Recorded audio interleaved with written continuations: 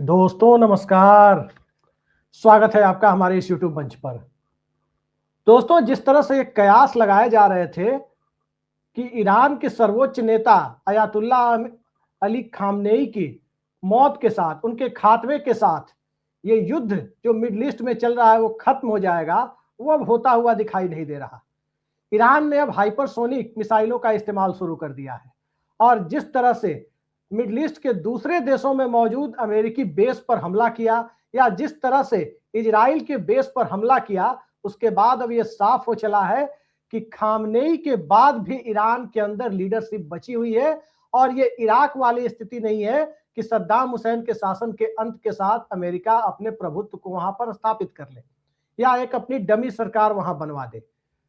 आखिर वो कौन सी परिस्थितियां हैं जिन परिस्थितियों में ये युद्ध बढ़ता हुआ दिखाई दे रहा है, और वो कौन सी परिस्थितियां हैं जिसमें पिछले वर्ष के ईरान इजराइल के सीमित युद्ध के बाद अब अमेरिका को भी इसमें कूदना पड़ा और अमेरिका के कूदने के बाद जो अपेक्षित सफलता की उम्मीद थी वो अब तक हासिल नहीं हो पाई है।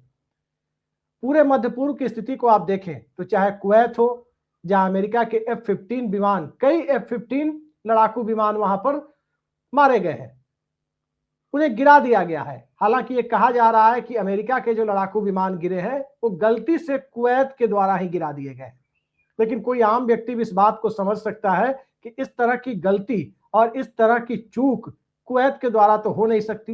लेकिन अमेरिका का आधिकारिक बयान यही है।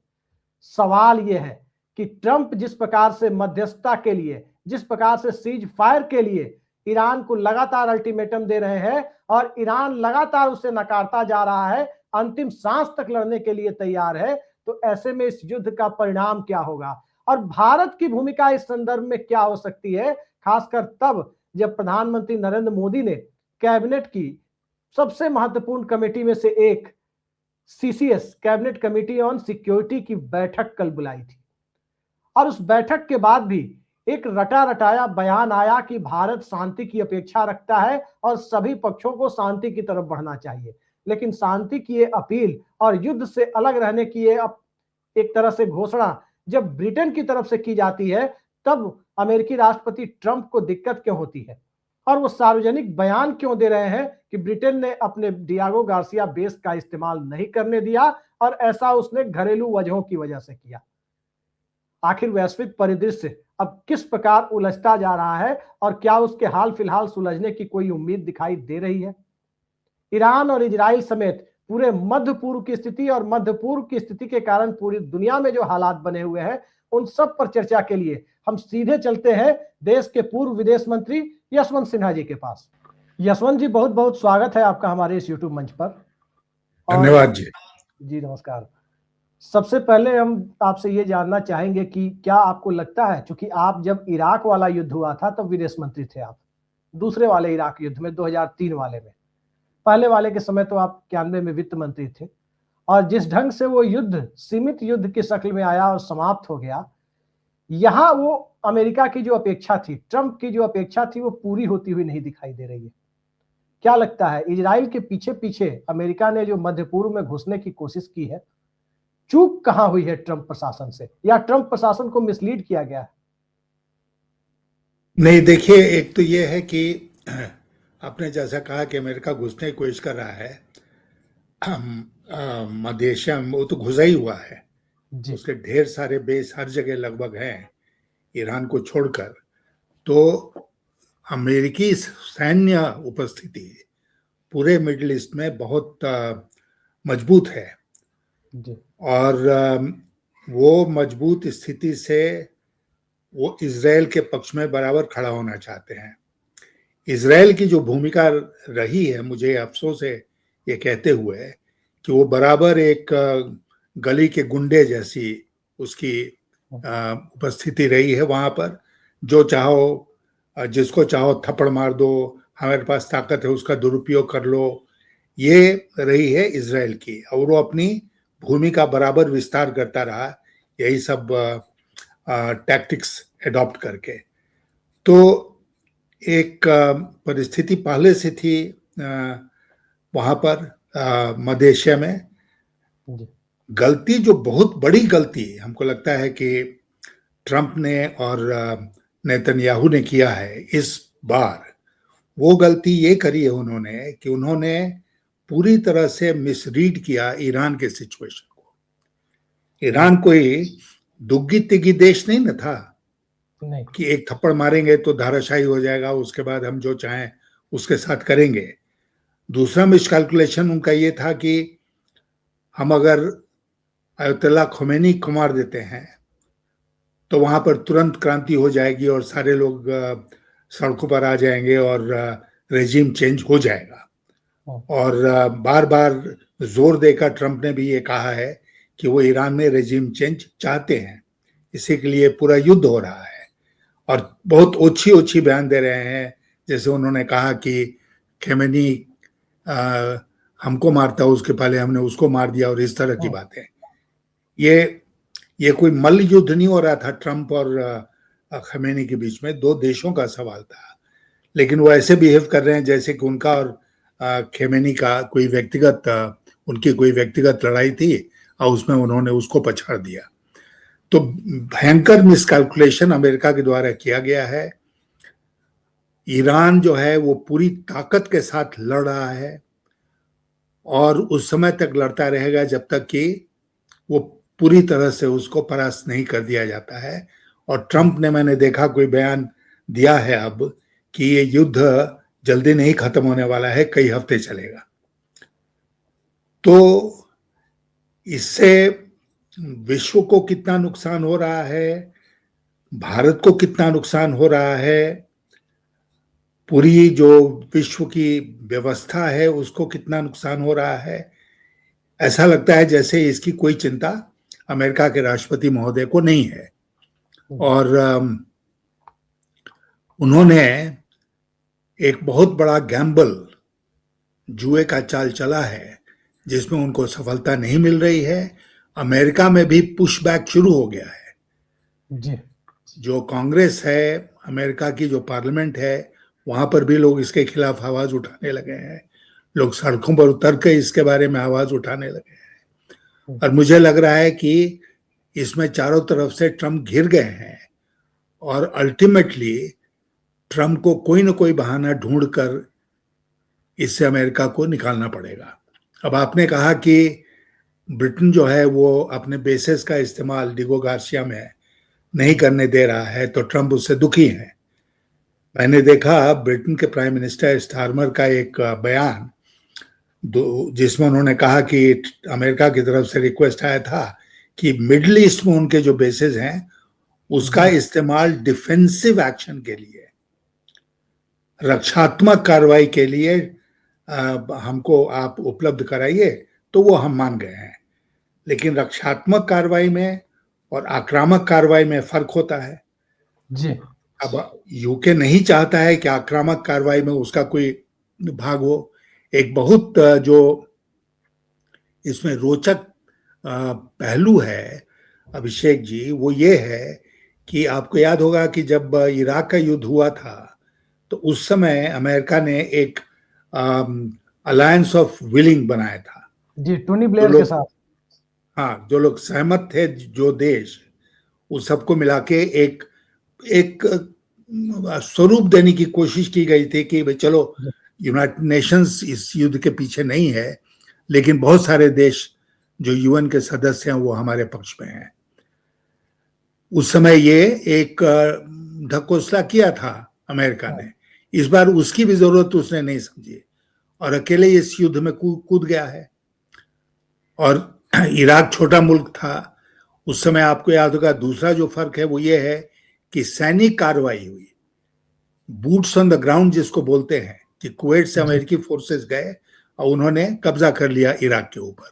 ये जो लड़ाई हो रही है ईरान के साथ, ये पूरी तरह आकाशीय है। सब युद्ध जो हो रहा है वो मिसाइल से हो रहा है, ड्रोन से हो रहा है। Boots on the ground, soldiers आपस में नहीं लड़ रहे हैं। तो उसमें तो ईरान लड़ेगा जब तक उसके पास क्षमता है और आसानी से नहीं हारने वाला है। यशवंत जी, इसमें सबसे पहले जो दिखाई दे रहा है कि ये पहला अत्याधुनिक युद्ध से आप कह सकते हैं जिसमें पूरी तरह से हाइपरसोनिक मिसाइलों का प्रयोग, और जैसा आपने कहा कि सैनिक लड़ते हुए दिखाई नहीं दे रहे हैं, टेक्नोलॉजी का युद्ध है।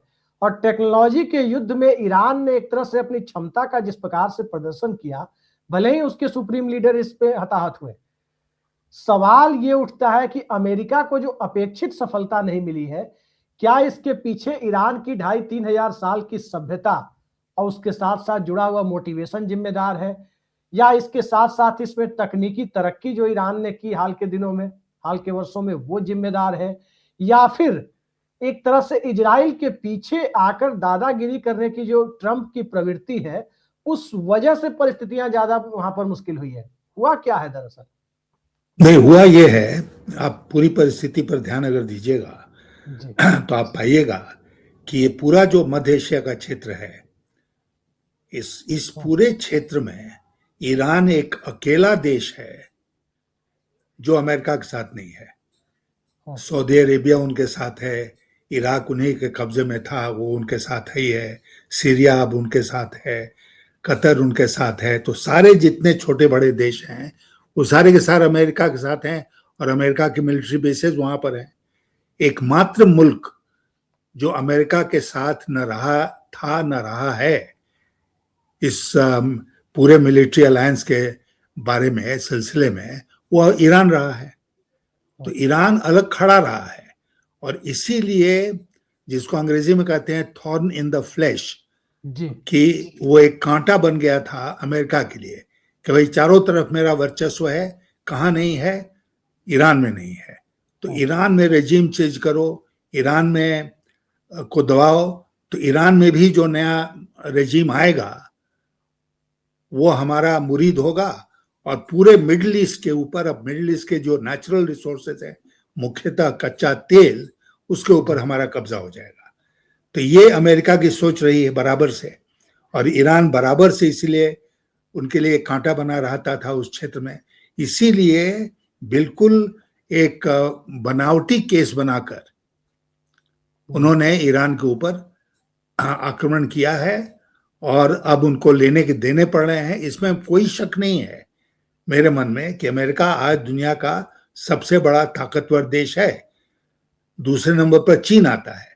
उन दोनों के बीच में अगर युद्ध होगा तो कहना मुश्किल है कि क्या होगा, लेकिन अगर किसी तीसरे देश से अमेरिका का युद्ध होता है तो अमेरिका तो जीतेगा ही जीतेगा लॉन्ग रन में। परिणाम सबको पता है। लेकिन ईरानियंस जो हैं वो लड़ रहे हैं और लड़ते रहेंगे, ये अब साबित हो गया है, क्योंकि खेमेनी के मरने के बाद भी वहां पर कोई क्रांति नहीं हुई, कोई डेमोन्स्ट्रेशन नहीं हुआ, प्रदर्शन नहीं हुआ वहां की सड़कों में कि भाई बहुत अच्छा हो गया, अब हम लोग सब समझौता कर लें।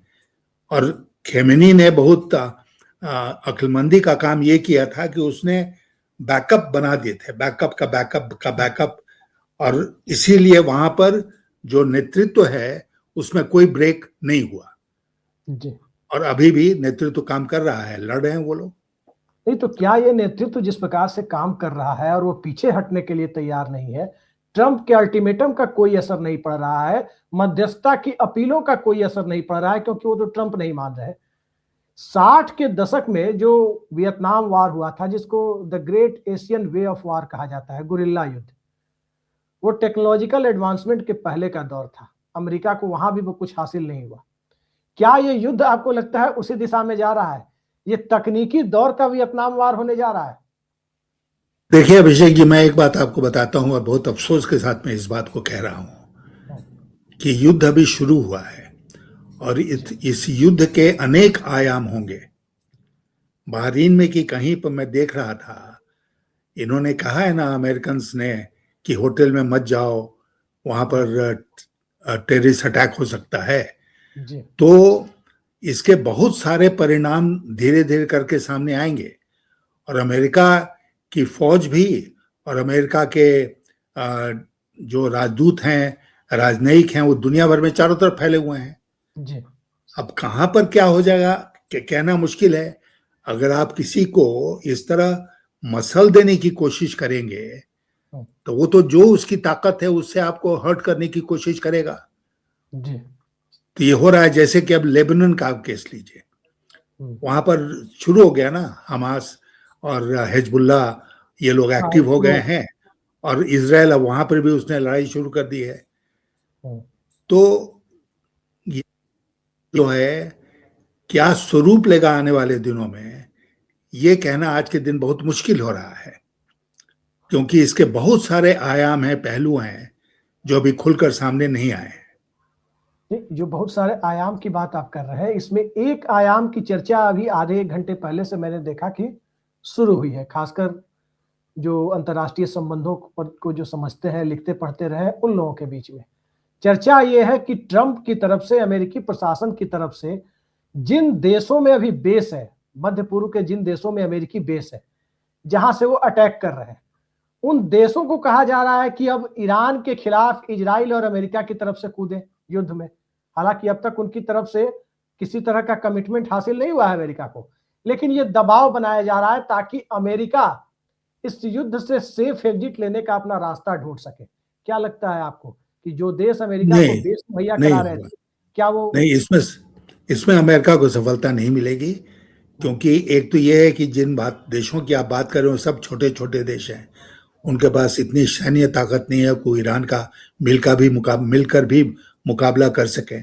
दूसरी बात यह है कि क्यों करेंगे, उनको इसमें क्या फायदा हो रहा है। तो इसलिए मुझे नहीं लगता है कि दबाव के बावजूद इसमें बहुत सफलता अमेरिका को मिलेगी।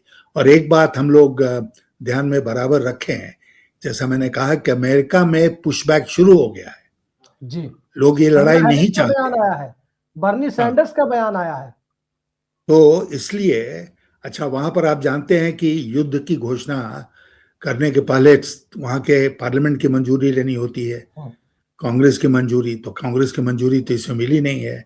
वहां पर पूरा मामला जाएगा तो क्या बहस होगी, क्या होगा, ये हम नहीं जानते हैं। तीसरी बात की ओवरसाइट जो है वहां पर कांग्रेस का, सेनेट और हाउस ऑफ रिप्रेजेंटेटिव्स का, हर मामले में वो बहुत ही डिटेल्ड ओवरसाइट है। वो बुला के जब पूछना शुरू करेंगे प्रशासन के पदाधिकारियों से और सेना के पदाधिकारियों से, तो बहुत उसमें एम्बारेसमेंट हो सकता है ट्रंप एडमिनिस्ट्रेशन को। और हम लोगों को ये बात भी नहीं भूलनी चाहिए कि अमेरिका में नवंबर में एक तरह से मिड टर्म इलेक्शन होने जा रहे हैं। ट्रंप जो है, मतलब राष्ट्रपति का चुनाव नहीं होगा, लेकिन पार्लियामेंट का चुनाव होगा, स्टेट्स का चुनाव होगा। और उसमें बराबर से ये परंपरा रही है कि अगर उसमें राष्ट्रपति की पार्टी हार जाती है जी, तो फिर राष्ट्रपति क्या हो जाता है, लेम डक हो जाता है जी। तो लेम डक हो जाता है, इसका मतलब कि उसकी अथॉरिटी सीमित हो जाती है और बहुत कुछ वो नहीं कर पाएगा। तो ट्रंप अगर इसमें हारते हैं, जो कि नवंबर में होने वाला, अभी कुछ दिन दूर है, लेकिन इन सब का असर पड़ रहा है। मुझे लगता है कि बहुत सारे कंसिडरेशंस हैं, लेकिन एक बहुत महत्वपूर्ण कंसिडरेशन जो है वो है कि अमेरिका में पब्लिक ओपिनियन किस तरफ जा रहा है इस युद्ध को लेकर। और ट्रंप जो भी कह लें, ट्रंप के लिए भी ये संभव नहीं होगा कि उस पब्लिक ओपिनियन को पूरी तरह नकार दें। जी, अमेरिका की बात तो हम कर रहे हैं, ब्रिटेन की बात भी कर रहे हैं, मध्य पूर्व की बात भी कर रहे हैं, लेकिन एक नजर अपने देश यानी भारत पर भी डालनी जरूरी हो जाती है। भारत की भूमिका आपको मौजूदा दौर में कैसे दिखाई दे रही है, क्योंकि आप इन परिस्थितियों से दो चार हो चुके हैं बतौर विदेश मंत्री, साल 2003 में इराक युद्ध के समय। और मुझे जहां तक मुझे पता है, ये कंफर्म तो हम नहीं कह सकते, 91 वाले खाड़ी युद्ध के समय भी जब विद्याचरण शुक्ल का इस्तीफा हो गया था, वो विदेश मंत्री का, कांग्रेस में वापस चले गए थे। विदेश मंत्रालय शायद प्रधानमंत्री के पास था या आपके पास था, मुझे ठीक से अतिरिक्त प्रभार में प्रधानमंत्री के पास था। जी, उस परिस्थिति में भी भारत की एक भूमिका थी। आज क्या आपको दिखाई दे रहा है कि बस एक रटा रटाया बयान आ गया? कल से मैं देख रहा हूं कि 3 मुख्यमंत्रियों को प्रधानमंत्री नरेंद्र मोदी ने जन्मदिन की बधाई दे दी ट्विटर के माध्यम से, लेकिन खामनेई की मौत के बाद एक भी शोक संदेश या कुछ भी जारी नहीं किया है। जबकि कुछ सालों पहले ही खामनेई के साथ उनकी फोटो भी आई थी जब वो ईरान गए थे और ईरान को अपना दोस्त बता रहे थे। सीसीएस की बैठक के बाद और भारत की जो भूमिका है, और उस भूमिका के बीच में सोशल मीडिया पर आपने 2005 का वो वीडियो भी देखा होगा, जब उस वक्त के प्रधानमंत्री मनमोहन सिंह अमेरिका में जाकर 2003 के इराक वाले युद्ध को गलत ठहरा रहे थे। आज की तारीख में भारत सरकार कुछ भी नहीं बोल रही है, तो कैसे देखते हैं आप इस पूरे घटनाक्रम को? नहीं, भारत सरकार ने तो उसी दिन अपने को कॉम्प्रोमाइज कर लिया था जिस दिन युद्ध के 3 दिन पहले, युद्ध शुरू होने के, हमारे प्रधानमंत्री इजरायल गए। आज तक यह स्पष्ट नहीं हुआ कि वो इजरायल क्यों गए, जब सब लोग जानते थे कि वो पूरा क्षेत्र अशांत है, युद्ध कभी भी छिड़ सकता है। तो वहां इजरायल जाने का क्या मतलब था?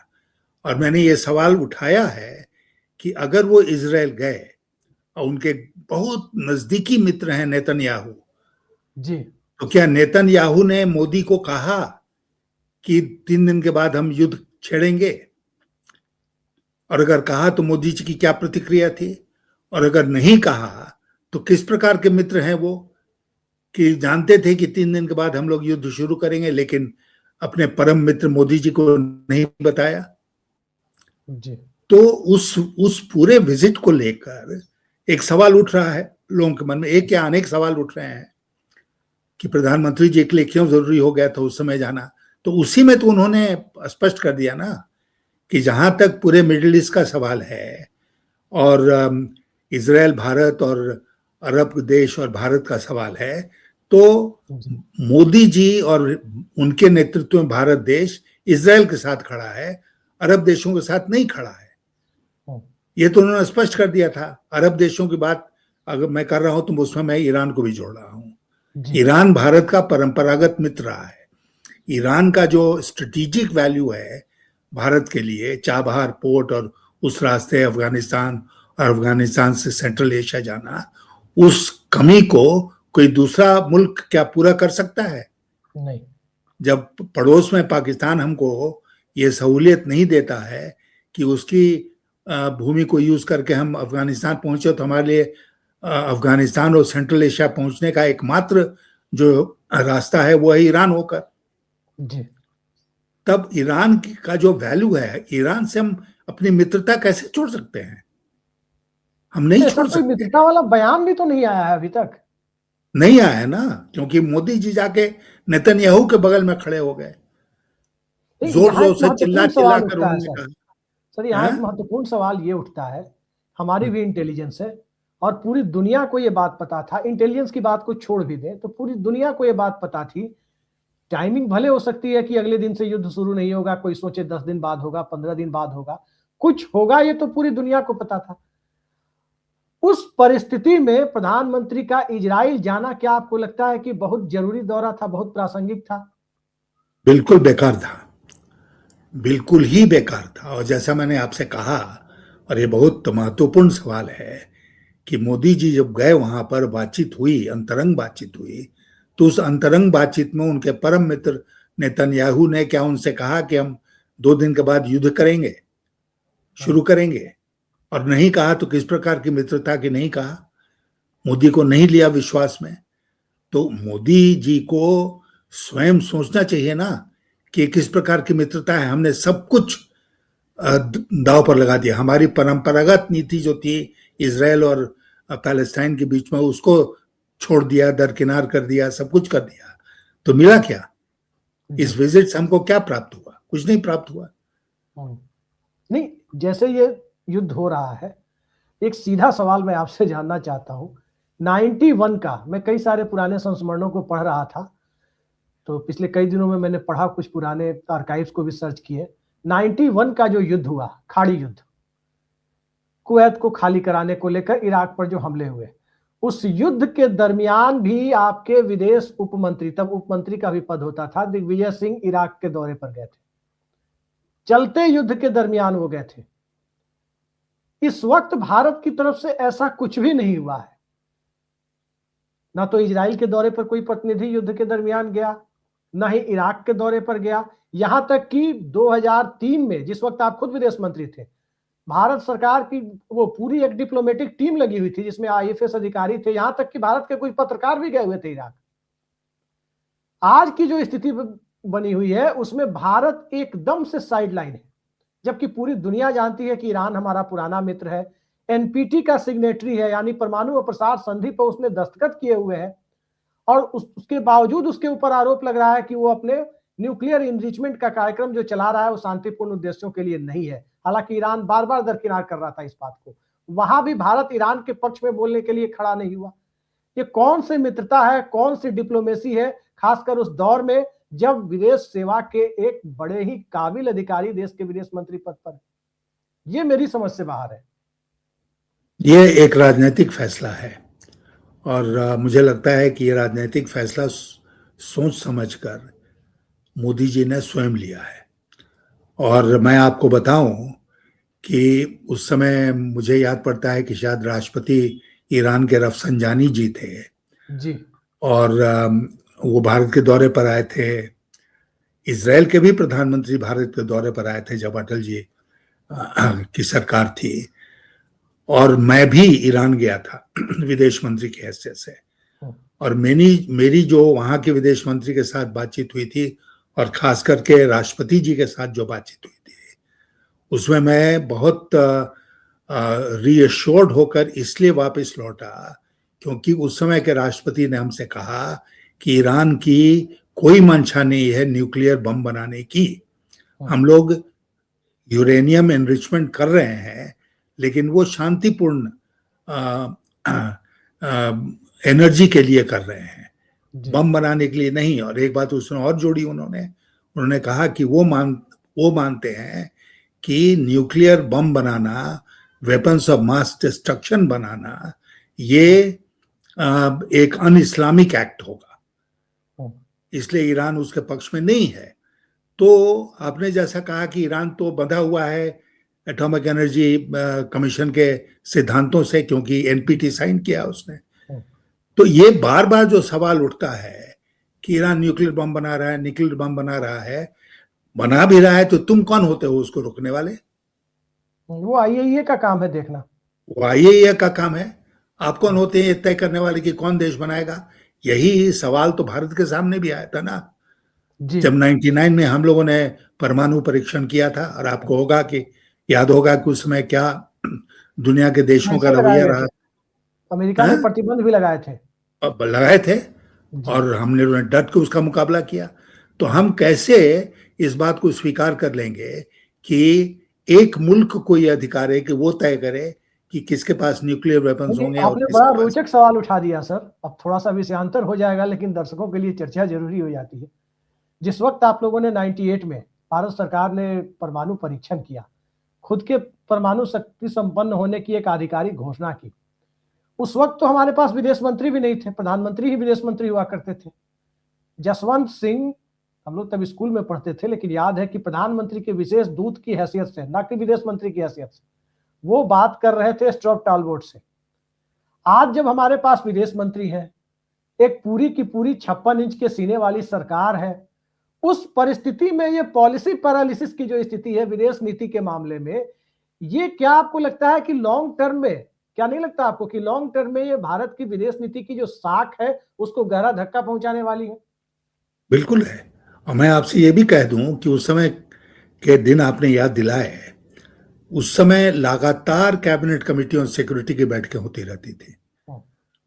बल्कि जब न्यूक्लियर टेस्ट हुए 98 में, तो उसके बाद जो ड्राफ्ट बना, जिसको जाके अटल जी ने पढ़ा मीडिया के सामने, वो draft he cabinet committee on security में कुछ अफसरों ने बना के पेश किया। फिर उसमें कुछ संशोधन करके कैबिनेट कमेटी ऑन सिक्योरिटी ने उसको अप्रूव किया, और उसके बाद जाकर प्रधानमंत्री ने उसको दुनिया के सामने, प्रेस के सामने पढ़ा। तो एक कैबिनेट कमेटी ऑन सिक्योरिटी की बड़ी भूमिका रहती थी। आज तो ऐसा लगता है कि cabinet committee on security gone हो गई है, विदेश मंत्री का कोई अधिकार क्षेत्र ही नहीं बचा है, किसी का कुछ नहीं बचा है, केवल और केवल पीएम है और पीएमओ है। जी, एक आखिरी सवाल पर हम आते हैं। क्या आपको लगता है कि इस नाजुक वक्त पर संयुक्त राष्ट्र सुरक्षा परिषद की बैठक नहीं बुलाई जानी चाहिए ताकि इस मामले को समाधान निकाला जा सके? आपात बैठक तो बुलाई जा सकती है। नहीं, बुलाई जानी चाहिए, बुलाई गई भी, नतीजा कुछ नहीं निकला, नतीजा उसका कुछ नहीं निकला। तो इसलिए देखिए, धीरे धीरे करके अमेरिका का जैसे जैसे वर्चस्व बढ़ रहा है, ठीक उसी अनुपात में यूनाइटेड नेशंस जो है, संयुक्त राष्ट्र संघ, उसका महत्व घट रहा है।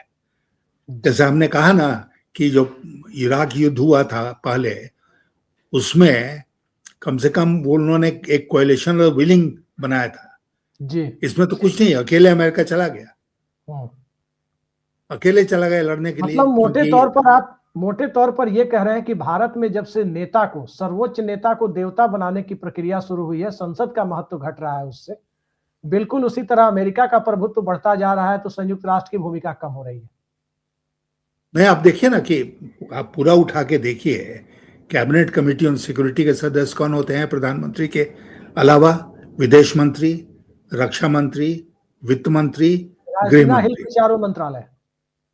तब वो चारों मंत्रालयों का आज क्या स्टेटस है? पॉलिटिकल स्टैंडिंग जयशंकर की क्या है? 0। निर्मला सीतारामन की क्या है? 0। राजनाथ सिंह ने खुद अपने को 0 कर लिया है। और अमित शाह तो खैर प्रधानमंत्री के नंबर 2 ही है, तो इसलिए कोई सवाल ही नहीं पड़ता है। कहीं चर्चा में भी कोई बात नहीं आती होगी, हमको लगता है। ये कैबिनेट कमेटी, इससे रद्दी कैबिनेट कमेटी ऑन सिक्योरिटी शायद कभी भारत के इतिहास में नहीं बना। चलिए, भारत के इतिहास में इससे रद्दी कैबिनेट कमेटी ऑन सिक्योरिटी यानी सीसीएस नहीं बना। कैबिनेट के कंपोजिशन पर तो आप सवाल उठा रहे हैं, लेकिन जिस प्रकार से पूरी दुनिया का कंपोजिशन बदलता हुआ दिखाई दे रहा है, वैश्विक परिदृश्य जिस प्रकार से बदलता हुआ दिखाई दे रहा है, उस बदले हुए परिदृश्य में आने वाले वक्त में क्या ट्रंप की वजह से अमेरिका को अस्थायी नुकसान होने वाला है, खासकर उसके वैश्विक प्रभुत्व के मामले में, या फिर आने वाले वक्त में एक तीसरी दुनिया के द्वारा आधारित, जिस प्रकार से गुटनिरपेक्ष का दौर था, क्या उस तरह की वैश्विक व्यवस्था उभरने वाली है जिसमें कोई पोल ना हो? कई सारे ऐसे अनसुलझे सवाल हैं जिस पर आने वाले वक्त में हम भी चर्चा करेंगे। खासकर अभी 2-4 दिनों तक और देखते हैं कि यह युद्ध किस दिशा में बढ़ता हुआ प्रतीत होता है। याद रखिए, ईरान लीडरलेस नहीं है। खामनेई के मौत के बाद भी वहां पर नेतृत्व है और रिजीम चेंज की मंशा को गहरा धक्का लगा है। और जब रिजीम चेंज की मंशा को गहरा धक्का लगा है, थोड़ा इंतजार हमें करना चाहिए, तभी पता लग पाएगा कि इस युद्ध से किस प्रकार से मध्य पूर्व की स्थितियां बदलती है और मध्य पूर्व के संबंध, खासकर ईरान के संबंध पूरी दुनिया के साथ कैसे निर्धारित होते हैं। आज की इस बेहद सार्थक चर्चा में जुड़ने के लिए यशवंत सिन्हा जी, आपने समय निकाला, बहुत बहुत धन्यवाद आपका। नमस्कार। नमस्कार।